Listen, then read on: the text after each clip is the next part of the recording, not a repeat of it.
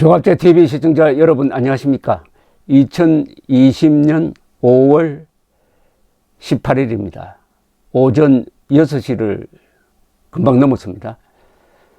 요사이 국회의원들이 있는 여의도 의원회관은 아마 부산할 겁니다. 우선 떠나는 사람들, 국회의원직을 이번에 그만두는 사람들, 낙선자도 있을 것이고 낙천자도 있겠죠. 이런 분들의 비서관, 보좌관, 이런 사람들의 이제 취업이 상당히 문제가 됩니다. 이제 실직자가 되는 거죠. 그러면 국회의원들이 책임지고 재취업을 해 주느냐 아니냐에 따라서 국회의원들에 대한 평가가 많이 달라집니다. 그런데 요사이 언론에 주목을 받고 있는 분이 있습니다. 김재원 통합당 정책위 의장입니다. 정책위 의장.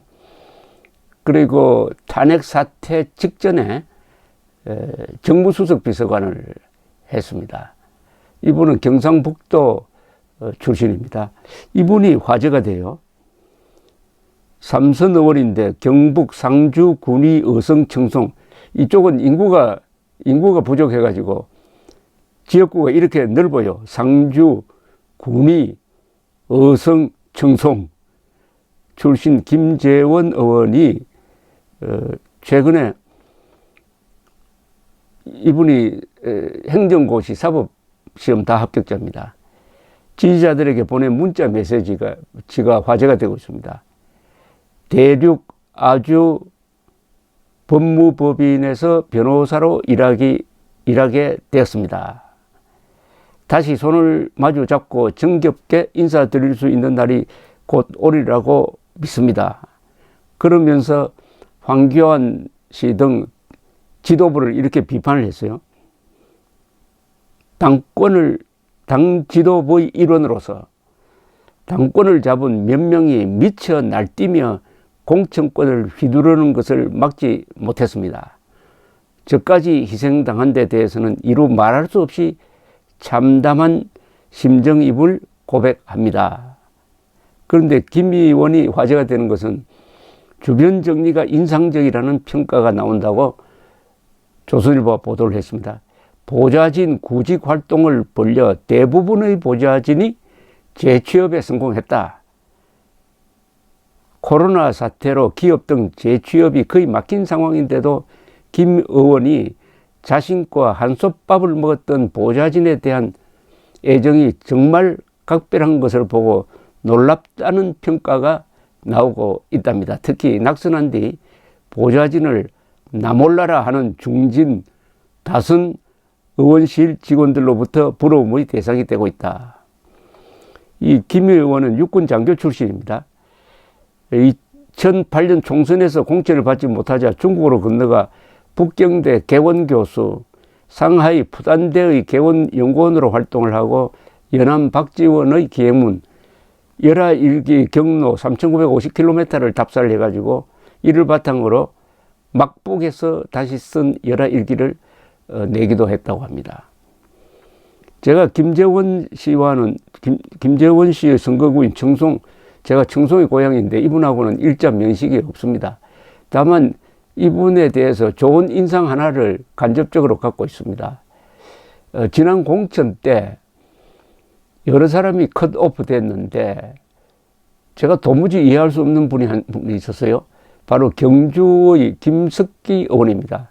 초선인데 이분은 서울경찰청장을 하면서 광우병 난동을 진압을 하고 그 다음에 경찰청장으로 내정된 상태에서 그 직전에 취임하기 직전에 용산 철거민 농성 방화 사건을 진압을 할 때 경찰관과 그 시위자 합쳐서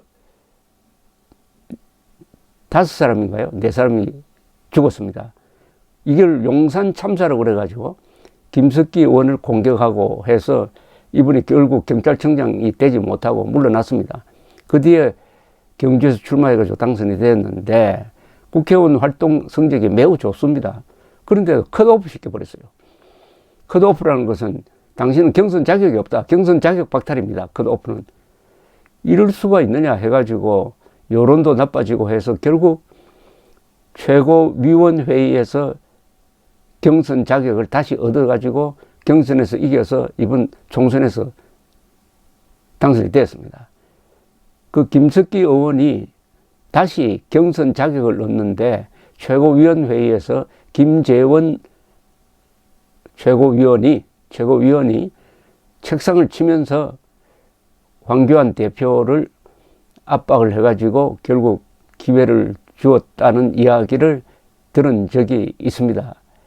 그래서 좋은 사람 한 사람 구했구나 하는 생각이 있던 차에 이런 기사가 나오니까 구면인 것 같아서 여러분들에게 소개를 해드리는데, 이 마지막 인사에서 황교안 전 대표를 아주 비판한 걸 보니까 아까 그 김석기 의원을 구제할 때 황교안 대표를 압박했다는 그 장면이 또한 연상이 됩니다.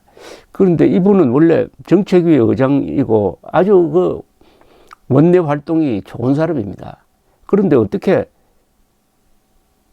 자기 지역구에서 출마하지 못했느냐 하면은 중진이니까 험지로 출마하라 해가지고 이분이 서울 중랑을에 출마하겠다고 해가지고 거기 경선이 붙었는데 꼭 경선에서 또 떨어져 버렸어요. 그런데 이런 공천이 이번에 많았죠. 중진이니까 중진이 무슨 죄가 된 것처럼 오랫동안 있던 지역구에서 엉뚱한 데로 보내가지고 거기서 지도록 만드는 이런 엉터리 공천으로 아마 10석 이상 날렸을 것입니다. 자유한국당이라는 간판 버려서 10석 날리고 엉터리 공천으로 10석 날리고 그것만 해도 한 20석 되는 거 아닙니까? 그런데 제가 또 김재원 씨하고 비교가 되는 사람이 황교안 대표입니다. 황교안 대표가 제가 몇 번 지적을 했습니다. 물러나는 모습이 참으로 좋지 않았습니다. 황교안 대표의 앞모습은 좋습니다. 바로 그 경력인데 얼마나 좋습니까? 공안검사, 그리고 법무장관, 국무총리, 나중에는 대통령 권한대행, 그리고 제1야당의 대표. 그런데 그분이 물러나는 모습, 뒷모습이죠. 뒷모습은 참 좋지 않았습니다. 그래서 김재원 의원과 비교가 되는 겁니다. 개표가 한참 진행 중일 때 갑자기 기자들 앞에 나타나서 짤막하게 물러난다, 책임진다 하고 사라지고 말았습니다. 그렇게 물러나야 될 사람이 아니죠. 그런 자리에 있는 사람은 물러날 때 내가 물러난 다음에 통합당이 어떻게 되느냐, 혼란에 빠지지 않도록 준비를 해놓고 물러나서야 했습니다. 이미 상당 기간 전에 황교안 대표가 종로에서 이기기도 힘들고 통합당이 대패할 것이라는 것이 여론조사에서 확실해졌습니다. 그러면은 준비할 시간이 있었던 거죠. 그런데 아직 개표가 진행 중인데 패배를 선언했습니다. 이건 있을 수가 없습니다. 개표가 다 끝난 다음 날 아침에 잘 정리된 문서를 갖고 와서 기자들에게 그리고 국민들에게 보고를 했었어야 합니다.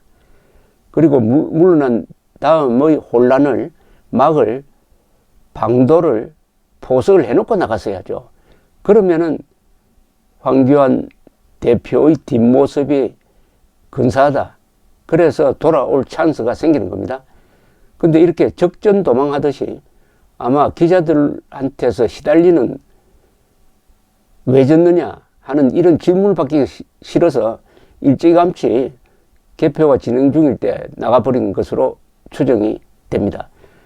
그리고 통합당은 지금까지 혼란에 빠져가지고 이제 겨우 원내대표 선출하고 아직도 비상대책위원회 체제로 갈 거냐 말 거냐도 아직 결정되지 않았어요.